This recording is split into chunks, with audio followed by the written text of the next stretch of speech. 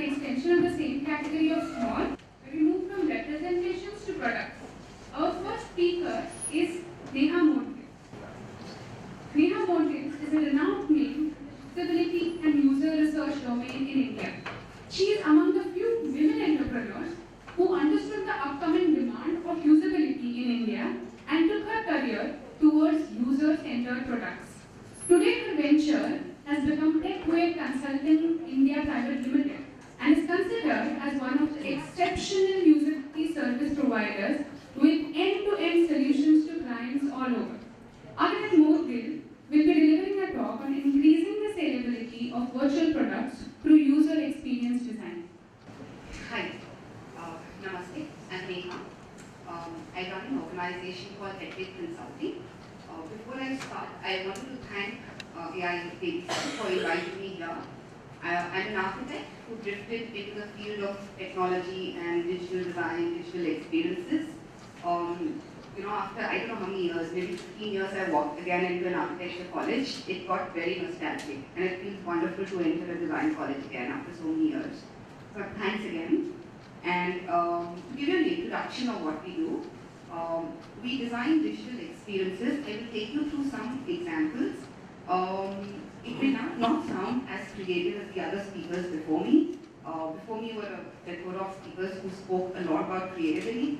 This is more about users and their psychology. I'm sure creativity also in some way touches user psychology, but we largely work on how users behave, how users interact, and hence how should we design the experiences purely from a business perspective. We are in a consulting organization, so we have clients. Clients come to us because they need to increase their sales through design is what we tell them. So that's why the topic that we chose today was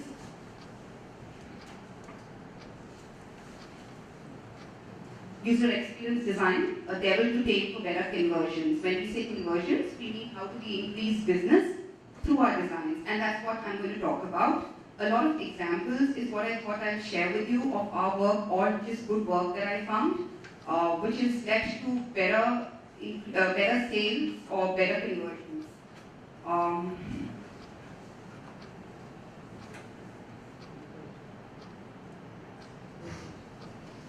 Okay, before I start, what is UX design? What do you guys understand by UX design? Okay, how much time do I have?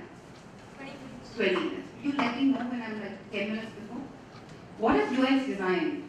Anybody wants to take a try on, what is user experience design? User experience. Yeah, what is user experience? I mean, how it portrays the product to your vision. How it is self-explanatory to the process. So self-explanatory, intuitiveness, appeal, a lot of things together make an experience good or bad. So let me look at this.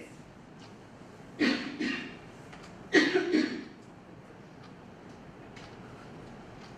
just a lag, I think pressing next is not. Oh, it's not changing here. Okay, let's look at this map. This is a map that that's Delhi. Can you look at this map and tell me where is Sadar Bazaar?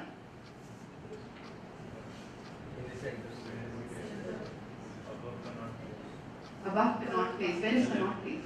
There. Near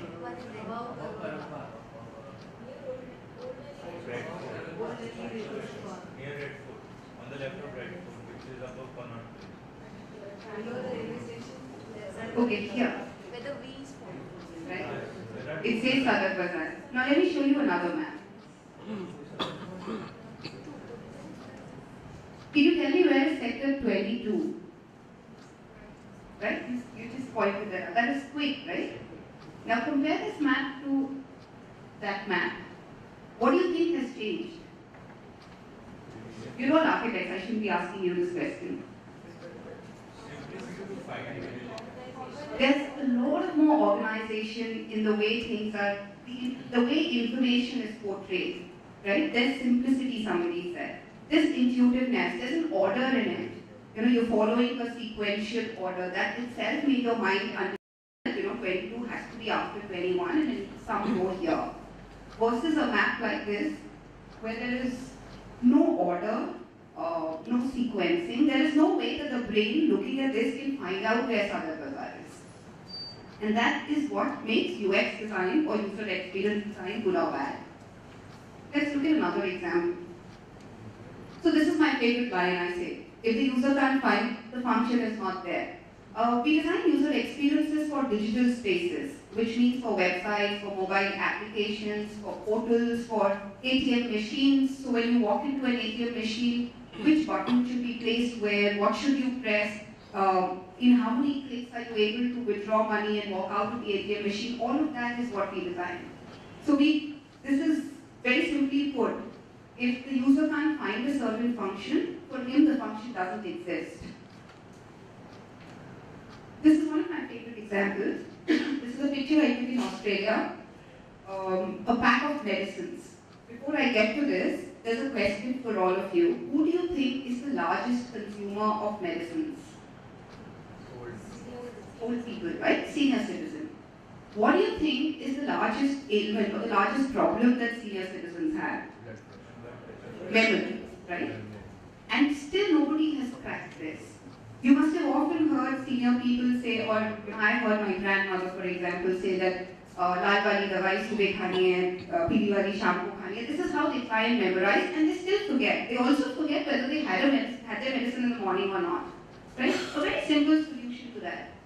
It clearly tells you which medicine to be taken what time of the day, and by looking at it, you also know if you've taken it or not taken it. You know, an empty this thing would mean on the wrapper that you haven't taken that medicine, and a filled one would mean you've taken it, or vice versa. So, very simple, but solves a experience design problem or provides an excellent solution to a problem that exists. Now let's go to the web space, the space that I come from. This is a site called EasyBring. What does this site do? It's not in India, it's a US site. If somebody is traveling from, say, Navi Mumbai to Kandivali, you would put it here, and if somebody else wants to send a courier, they would just tell you, you're traveling, why don't you carry this for me? I'll pay you 20 rupees or 30 rupees or 50 rupees. So what does it do? I maybe have my petrol price come out of that money, and for you, your parcel or whatever you wanted to send has reached the destination. So it's called EasyBring, right? I'm sure if this concept was in India or if an Indian was making this site, they would have cluttered it with a navigation saying register and fill in a form if you want to send, fill in this form if you want to bring, and search for people, etc. What does this site do? Just two things: send, bring. You know, what do you want to do? Beyond that, which is even more interesting, we have the technology, and when we talk to our clients, we tell them, use technology to answer questions that you want to ask people. For example, the moment you log on to the site, it says, you can't read it here. It says, did we guess right? You're from country India, you speak English, you deal in INR, yes, no. Because there's technology available to do it. What do most of our sites do, or the ones that you see in India? They'll ask you these questions. Asking a question is like increasing the cognitive load on the user's mind. The moment you reduce that cognitive load, you've made his job of interacting with that website much easier. He just has to tell you yes or no, you're wrong or you're right, and move on. Another, the moment you say, I think yes, send or bring, one of this form comes, again just look at the way the form is designed. It says, what do you want to send? I want to send whatever from this to this, and I want to pay this much. Do you know how big it is? So it's like a conversation. So more websites that are coming up, more apps that are coming up have to be conversational. It's not about you sitting in front of technology and trying to figure out how to do something on the website.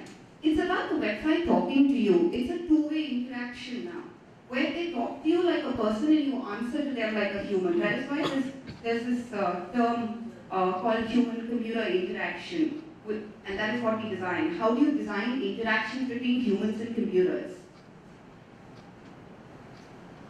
So what is UX design and conversions now? This is what you see in most of the e-commerce sites, right?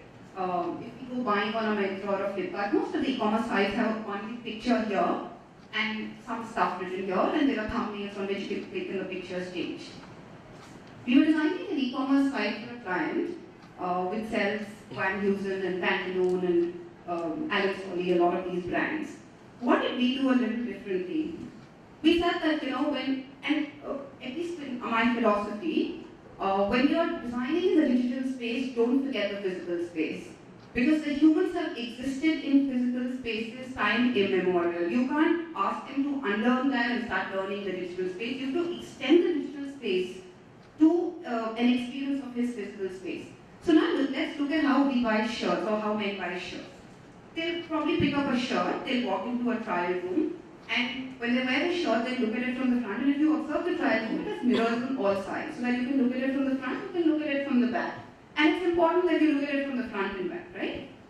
So why on an e-commerce site has everybody always given just one view of the person from the front? I don't buy a shirt with just one view. So what we did was, we said, we get two views. I want to at the same time look at somebody wearing a shirt from the front and the back, especially in women's dresses. You want to see what is the motive behind, what's the embroidery behind, what's the lace behind. It doesn't make sense to just show me the front. So that was one thing that we did differently, and it's worked in their favor. The other thing was, you don't see arrows on the right and the left, there are arrows on right and left. And when you click on that arrows, it's almost like turning a book. So if you go to a Raymond store and you sit down, they give you a book which you turn and you see designs and you tell, especially in a made for you Raymond store, where you can get things stitched. So this is an extension of how you behave in a physical store when you buy something, right? And that is where technology and user experience is heading for.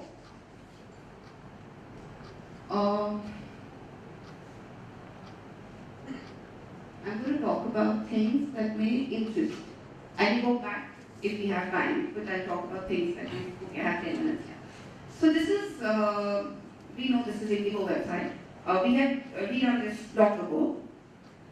When somebody came to this site earlier, there is this huge right space which has only one insignia of Indigo, which does nothing, right? In the web space, we only have this much by this much space to tell the user everything that we want to tell so that he takes a buying decision, right? It's only 768, it's changed now, 1024 by 768 pixels. That's all that we have as space.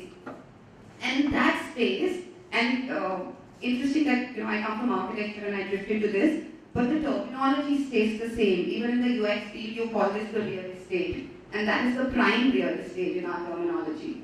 So the prime real estate is wasted in just showing you one aeroplane kind of insignia. So we just changed this. These are little things that we've changed on sites, but which have had major business impact. The conversions, that when I say conversions, I mean online bookings, registrations, all those numbers have improved. Here we said, let's put a branding message here. Just say one time is a wonderful thing, so that people know what is your USP, what is your speciality. That's all that we did with that space. And we saw just the numbers change.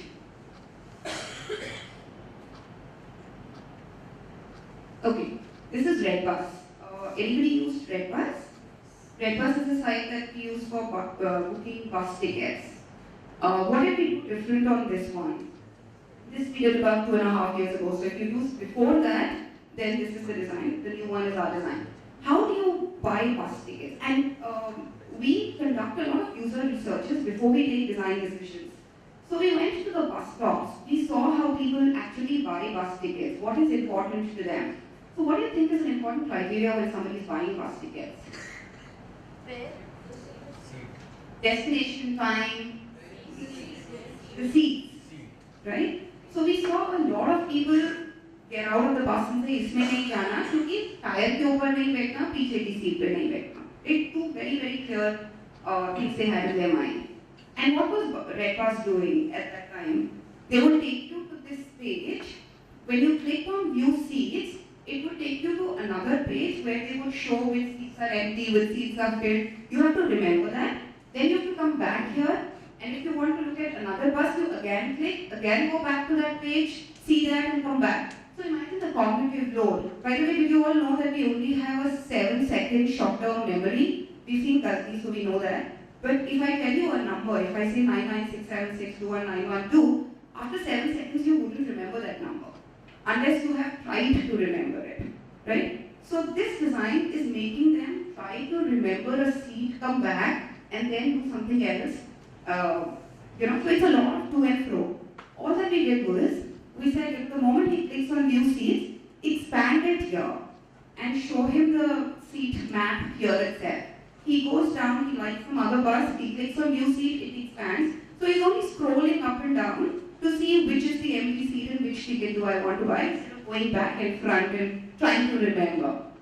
So very simple solutions, but the point I'm trying to make is not the solution. The point I'm trying to make is understanding the problem, or what was my user behavior, what was he trying to achieve, and then how can I solve it. I'm sure there are other solutions. Every problem I believe has many solutions.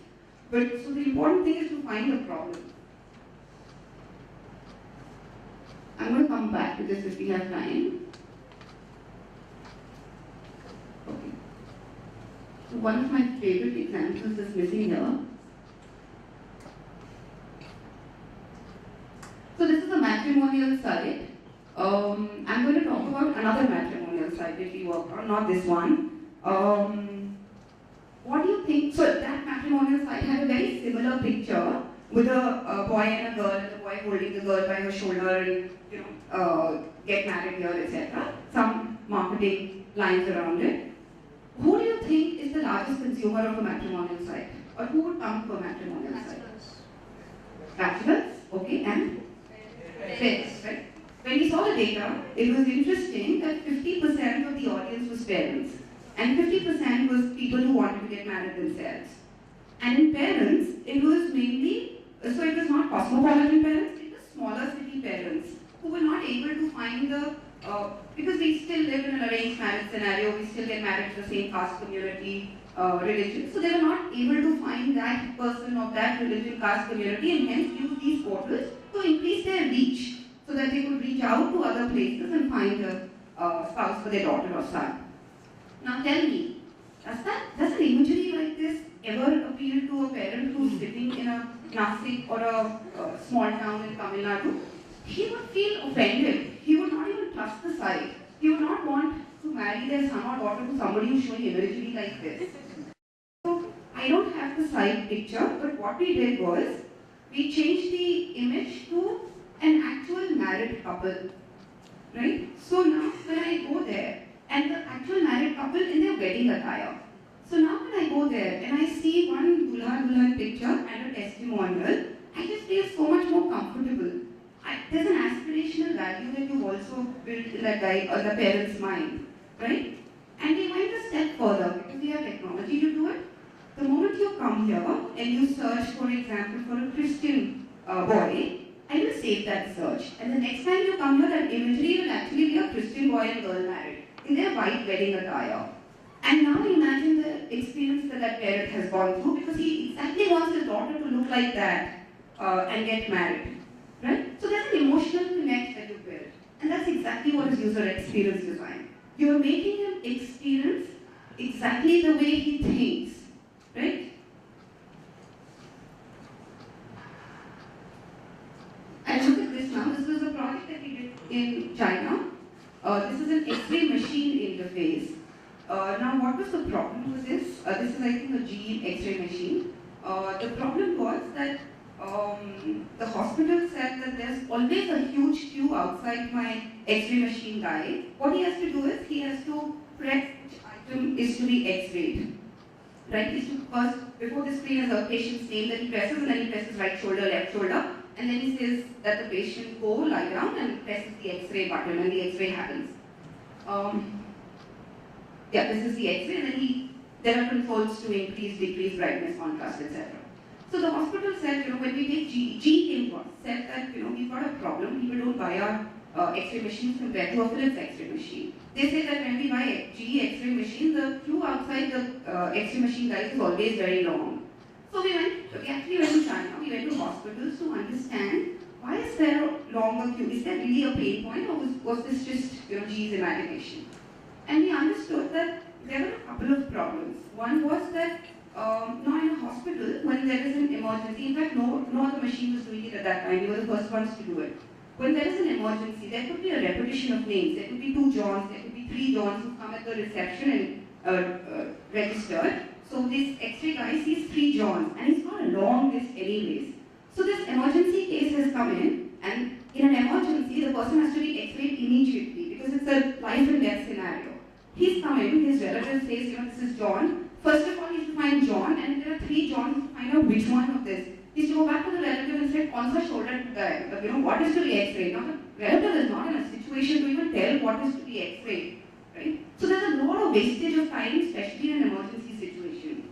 So what we did was, when the patient comes to the reception and the reception sees it's an emergency, there is just a button which on the screen which he presses to say emergency, and for the X-ray machine guy, that row becomes red and it kind of blinks till the patient has arrived. So he knows there's an emergency patient coming right away, even before that patient has arrived, right? So a very simple solution that solved a very big problem. And the other thing we did was, when the X-ray is taken, even when the X-ray is being taken here, it's become very visual. Either click the body part, or when he hovered on any of these, it says item coded because this is dummy, but actual body parts come here. When he hovers, it highlights the area which is going to be X-rayed, and he clicks on it. So we turned everything visual. Earlier there was a long list, he had to read that list and he had to click which part is to be X-rayed. The time taken in reading is much longer than the time taken in looking at a visual and taking a decision, right? So his decision making became much faster here. After he had taken the X-ray, everything was very visual. Earlier, everything was textual. The verbosity and the textuality was very high. We just changed everything to a visual decision making, which you'll be surprised. So if every patient on an average had a waiting time of 8 minutes before this design, after design, the waiting time came to 4 to 5 minutes. It reduced by 3 minutes. So every patient 3 minutes, this X-ray guy could actually on an average X-ray about 25 to 30 patients more in one day, which is a big success for a hospital. Also for the patient who's getting X-ray.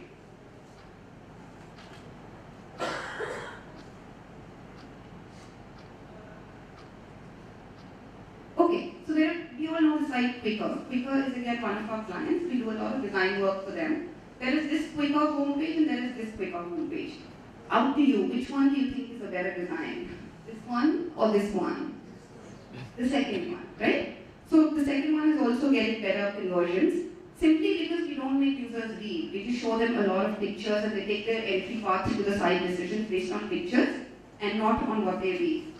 So I'm going to just end this with 3 more slides or 4 more slides. So user experience design is not about designing good-looking websites, good-looking interface. It's about creating websites that convert, especially for our clients. Websites that build a brand image. Websites that make an emotional connect. If you ask me, Facebook has probably one of the most cumbersome and cluttered user interface or design. But it's just made an emotional connect. Every day when I come to office, the first thing I do, and I'm sure everybody in the office does, looks at Facebook to see the status updates of people. Websites that generate leads, websites that sell more, websites that build credibility and trust. Very, very important. So user experience design is not about attracting your visitors. It's about engaging, acquiring, and retaining them.